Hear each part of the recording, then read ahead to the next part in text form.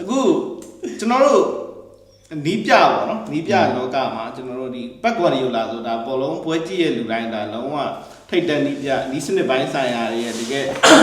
်ကျွန်တော် Godfather ကြီးဆိုအလုံးမြင်ရမယ်ပေါ့နော်အဲ့ချိန်မှာဘက်ကွာရီယိုလာနဲ့ဒီ Silent Ferguson ကိုကျွန်တော်ဒီ greatest of all time ပေါ့နော်အကောင်းဆုံးနီးပြတွေနဲ့ပတ်သက်ပြီးတော့ကျွန်တော်ဘယ်သူကပို့ပြီးတော့ကောင်းလဲဆိုပြီးတော့ညင်းကြတဲ့ topic တွေရှိရဗျာအဲ့တော့ကိုမင်းထွန်းတို့က greatest of all time နီးပြကိုရွေးပါဆိုရင်ဘက်ကွာရီယိုလာလားဒါမှမဟုတ် Silent Ferguson လားပြီးတော့နည်းနည်းလေးရှင်းပြပြီးတော့ဘယ်လိုတွေကြောင့်နိုင်ရှင်လို့မရအောင်လည်းရတယ်ဆိုဒါကျွန်တော်တို့ကတော့ silence ပဲဒီလိုဆိုမှာဘာလို့လဲဆိုတော့လက်ရှိ silence ကနားယူသွားပြီသူလုံးပြသမျှတွေတင်းမှာ channel နီးပြတွေ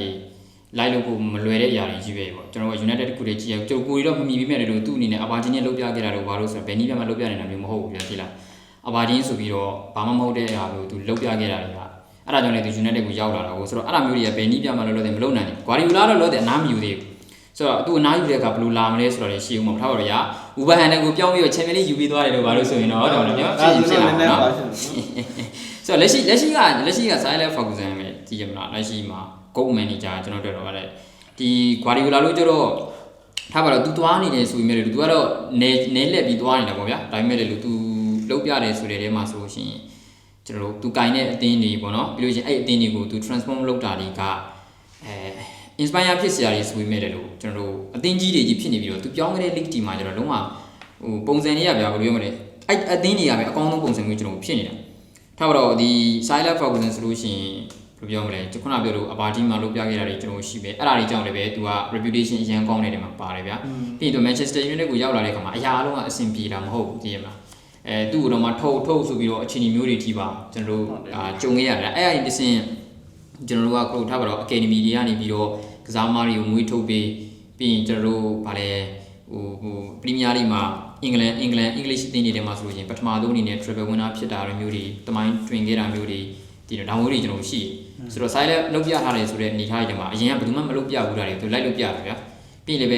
ဟိုသူလူငယ်ကစားသမားတွေ Academy တွေကစားသမားတွေဘို့တုံးပြုံတုံးတော့ဆိုလို့ရှိရင်လူငယ်တွေနဲ့ဘယ်လိုလုပ်ပြီးတော့ဘာဖအောင်မြင်မှုရမှာလဲဆိုပြီးဝေဖန်ခံခဲ့တာရှိတယ်ဆိုတော့အဲ့ဒါတွေကိုလည်းဒီထားပါတော့ဒီအဲ့ Classes 90ဒီပါအဲ့ဝန်းကျင်တွေကနေပြီးတော့အဲ့ကစားသမားတွေအဲ့ Academy တွေနဲ့ပဲလုပ်ပြခဲ့တာဗျာဆိုတော့အဲ့ဒါမျိုးတွေရှိရပေါ့နော်ဆိုတော့ပြီးရင်လည်းပဲကျွန်တော်တို့ Guardiola ဘက်ကကျွန်တော်ကြည့်မြင်ဆိုရင်တော့ Guardiola ဗျာအခုကျွန်တော်ပြောတာ Barcelona လို့ပါလို့ဆိုတော့မျိုးက Barcelona လို့မှာသူက clear identity ရှိရဗျာသူတို့ဘယ်လိုကစားခြင်းတယ်သူတို့ဘယ်လိုလဲပေါ့လက်ရှိ Hansi Flick ရဲ့လက်အောက်ကလွှဲရင် Barca တက်တက်မတ်တဲ့ကျွန်တော်သွားလာတာအဲ့တက်တက်မတ်တဲ့သွားတော့သူတို့ Academy မှာဆိုလို့ရှိရင်လည်းပဲတက်တက်မတ်တဲ့ကစားသမားတွေကျွန်တော်ထွက်တယ်ဗျာဒီလားသူတို့လိုချင်တဲ့ play style ကိုပုံဖော်နေတဲ့လူငယ် Academy တွေထွက်တယ်ကစားသမားတွေထွက်တယ်ဆိုတော့အဲ့မှာဆိုလို့ရှိရင်လည်းပဲထားပါတော့အရင်ကောင်းနေကစားသမားကြီးတွေကောင်းလာပါပြီဆိုတဲ့ Academy တွေတွေပဲ Messi တို့ Xavi တို့ Iniesta တို့ Busquets တို့ဒါမျိုးကစားသမားတွေပြီးသူပြောင်းလာဘိုင်ယန်မြူနစ်တို့ပါတော့ဗျာနီးပြမရှိပဲတော့ဖလားတွေပါရနိုင်တဲ့ဒီမျိုးမှာဒါမျိုးတွေသွားတယ်ဆိုပြီးရင်အဲ့အတင်းနဲ့ Champions League တွေမှာဘာတွေဖြစ်ခဲ့လဲဆိုတော့လေဘာမှအများကြီးမဖြစ်ခဲ့ပြန်ဘူး Manchester City ကိုရောက်လာတာတော့ဘယ်လိုပြောမလဲဒီအရင် controversy ဖြစ်တဲ့ຢာတွေရှိတယ်ပေါ့လေ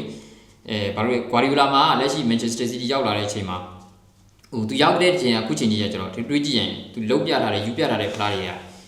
ကတော်တော်ကြီးကိုလက်လံကိုပေါင်းတယ်သိရမလားဒီဘယ်နဲ့8နှစ်လား8နှစ်တိုးဒီမှာ6လုံးရတယ်လို့ဘာလို့လာတာမျိုးရှိတယ်ဗျာပြီးရင်ဟို triple winner ဖြစ်တယ်ဆိုတာအရင်တော့ Manchester United ရဲ့ team ပဲရှိတာအခုကျမှဒီမှာသူရောက်လာတဲ့ခါကျတော့ပြီးဖလား9လုံးယူတာမျိုးတို့ဒါတွေကတော့ inspire ဖြစ်စရာတွေပေါ့နော်ဒါပေမဲ့အဲ့ဒီနောက်ပိုင်းမှာဆိုရင်ခေါ်တော့မှတ်ချက်ဗာလဲဒီ115ချက်တီတို့ဘာလို့ဆိုရလဲဒါသူ့ရဲ့ reputation ကိုကြားစီရရတယ်ဗျာဒါကတော့သူနဲ့တော့မဆိုင်ဘူးပေါ့ဟုတ်တယ်သူနဲ့တော့မဆိုင်တာအတင်းပိုင်ရှင်တွေဘာတွေနဲ့ဆိုင်တာမသိတော့လည်းပဲအဲ့လိုတွေပြီးဖြစ်တယ်ဒါပေမဲ့ तू မရောက်ခင်ကပိုဆိုးတဲ့အရာတွေပါအဲ့ဒါတွေကဘာလို့လဲဆို तू တို့မရောက်ခင်ကာလမှာဖြစ်ပျက်ခဲ့တဲ့အရာတွေကိုပြန်ဆွဲချက်တင်တာပေါ့နော်ပြီးရင်လည်းပဲကျွန်တော်တို့ဒီထားပါတော့ဗျာကစားမဝယ်တဲ့ခါမျိုးတွေမှာဆိုလို့ရှိရင်အရန်ဟို record တွေပါတွေထူပြီးတော့အမှန်ကန်ဝယ်ပြတာမျိုးတွေပေါ့တကယ်တော့ကျွန်တော်ကစားမတွေဝယ်တာတွေပါတွေကတော့ဘလို့ပဲပြောငွေသုံးတဲ့တော့အောင်မြင်တာမဟုတ်ဘူးပေါ့လေဒါပေမဲ့လက်ရှိချိန်မှာ compare ဖြစ်ကြည့်မယ်ဆိုလို့ရှိရင်ထားပါတော့ခုနပြောလို့ထိတ်တိုက်တွေ့တဲ့ခါမျိုးတွေမှာဗျာတိုင်ပိုက်ခဲ့တာရေးထားပါတော့ Silent နဲ့ Guardiola လို့ထိတ်တိုက်တွေ့ရဆိုလို့ရှိရင် Champions League final ကိုရှုံးတာလေနော်ပြောတာမျိုးရှိတယ်ဒါပေမဲ့အခုလောလောဆယ်ကတော့တည်ရမှာဒီ Silent ကိုတော့ကြော်လို့ရမယ်လို့မထင်ဘူး Silent ကလက်ရှိလုံးဝ fake ပဲသူတို့ဟိုမှာ English ပေါ်တော့မှာဒီ topic ကကျွန်တော်ဒီနိုင်ငံတကာမှာကျွန်တော်ဒီပြည်တွင်းမှာပြောကြရလဲကျွန်တော်မေးတာပေါ့နော်အဲ့တော့ကိုမင်းထွန်းကတော့ Man United fan လည်းဖြစ်တော့အဲ့လိုမျိုးဘိုင်းရဲ့ပိုင်းပါမောဗျာအဲ့လိုမျိုးဖြည့်တယ်ပေါ့နော်အဲ့တော့နောက်တစ်ခုကကျတော့ လုံးဝစကားပြောလို့မရတာမျိုးလားပေါ့နော်နီးစပ်မှုရောရှိလားပေါ့ကွာရီယိုလာအနေနဲ့ဖာဂူဆန်နဲ့အဲ့လိုမျိုးကျွန်တော်တို့ရှင်းပြီးပြောကြမယ်ဆိုကျွန်တော်ဖြတ်ပြောကြည့်ပြရတယ်ကျွန်တော်စဉ်းစားကြည့်ကျွန်တော်အခုစဉ်းစားကြည့်တယ်တကယ်တော့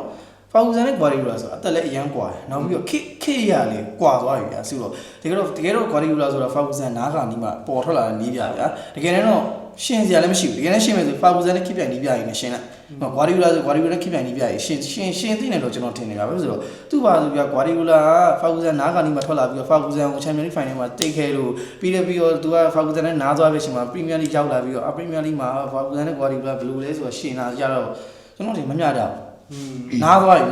နားသွားတဲ့ဟိုပရီးမီယာလိရဲ့ဂိုးကတော့ greatest for all time လို့ရှင်တဲ့အချိန်မှာကျွန်တော်တို့ဥမာမက်ဆီရိုနယ်ဒိုအကြောင်းပြောတဲ့အချိန်မှာမာရာဒိုနာတို့ပီလီကိုလည်းပါလာမျိုးပေါ့ပြောရှင်နေပဲတည်မလားအဲ့တော့အဲ့လိုမျိုးရှင်လာပါအဓိကတော့ compare ထိတ်တိုက်အဲ့လိုမျိုးလောက်တာမျိုးတော့မဟုတ်ဘူးဘာလို့လဲကျွန်တော်အကောင့် Guardiola ရဲ့ကျွန်တော်မြင်ပါတော့ကျွန်တော်မြင်ပါကြတော့လေ Guardiola လောက်ပြခဲ့တဲ့အရာတွေကလည်းကျွန်တော်ကတော့ Man United fan မဟုတ်တဲ့အတွက်ကျွန်တော်ကတော့နီးစပ်မှုတော့ရှိမယ်လို့တော့ထင်တယ် okay ဟိုမမီဘူးဆိုရင်တော့မငင်းဘူးဗျာဘာလို့ဆိုတော့ဒါလက်ခံရမယ် Ferguson တို့ဘာလို့ဆိုတော့လဲဒါကျွန်တော်အများကြီးမိခဲ့တဲ့ဟာလည်းမဟုတ်ကျွန်တော်တို့ဒီမှတ်တမ်းတွေပါလေပဲကျွန်တော်ပြန်ကြည့်ရတာဗျာတည်မလားကျွန်တော် high side နဲ့ပြန်ကြည့်ရတာဆိုကျွန်တော်တို့မိခဲ့ Guardiola တော့ကျွန်တော်တို့ဘောလုံးပွဲစကြည့်ရတဲ့6လုံးကောင်းမိခဲ့တာဖြစ်တယ်သူလုတ်ခဲ့တဲ့ຢာတွေကလည်းဟိုမလွယ်ဘူးပေါ့နော်ပြီးတော့ကျွန်တော်ရဲ့ shoot down ကြတော့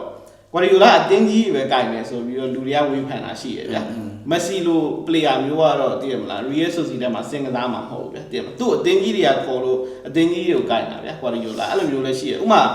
Guardiola နဲ့ခက်ပြန်မော်ရင်ဟိုပေါ့မော်ရင်ဟိုဆိုအတင်းငယ်လေးတွေရောက်သွားတာရှိရသူ့အဲ့အတင်းငယ်တွေကပဲအဲ့ option ပေးလို့သူကသွားရတာဗျာ Guardiola ရဲ့ level ကြတော့အဲ့အတင်းငယ်တွေကိုသူကသွားဆရာသူ့မှာ option လည်းမရှိဘူးသူ့ကတင်းကြီးတွေထိတ်တန်းအတင်းတွေပဲခေါ်မှာဗျာအဲ့လို quality လည်းသူ့မှာရှိနေလို့ပေါ့နော်ကျွန်တော်တို့အဲ့အတင်းငယ်တွေကိုဂိုင်းပြီးတစ်ခုခုလုံးမပြောက်ဘူးဆိုတဲ့ခါတော့ကျွန်တော်ကလက်မခံဘူးဒါပေမဲ့ခုနပြောသလိုကိုရင်းထုံပြောခဲ့သလိုဖောက်ဆန်လောက်ခဲ့တဲ့ဟာတွေနဲ့ဆိုရင်တော့ကျွန်တော်တို့နီးစပ်မှုတော့ရှိရတယ်လို့ထင်တယ်ပေါ့နော်ဘယ်လိုထင်လဲနီးစပ်မှုမရှိဘဲနဲ့တော့ဘယ်သူမှနှိုင်းမှာမဟုတ်ဘူးဗျာသိရမလားမော်ရီယိုနဲ့ဆိုင်လက်ကိုဘယ်သူမှမနှိုင်းတယ်လို့သိရမလားဟိုဘယ်လိုပြောလဲအခြားလူကြလို့လည်းဆိုင်လက်နဲ့နှိုင်းတာကိုကျွန်တော်ကြည့်လိုက်ဂွာဒီယိုလာတယောက်ပဲရှိတယ်ဂွာဒီယိုလာနဲ့ပတ်သက်လို့ကျွန်တော်တို့အခုဆိုလို့ရှိရင်ဘယ်လိုပြောမလဲအင်္ဂလိပ်ဘောလုံးကလုံးဝပြောင်းလဲသွားပြီဗျာဟိုတုန်းကလို့ကျွန်တော်မဟုတ်တော့ဒါဂွာဒီယိုလာရောက်လာပြီးတဲ့နောက်ပိုင်းကျမှဖြစ်လာတဲ့အရာပေါ့နော်အခုဆိုရင်အင်္ဂလိပ်အသင်းတိုင်းကဒီပုံစံဘက်ကိုကျွန်တော်မော်ဒန်ဘောလုံးဘက်ကိုကျွန်တော်သွားတော့မှာဒါမျိုးတွေဖြစ်နေပြီပေါ့နော်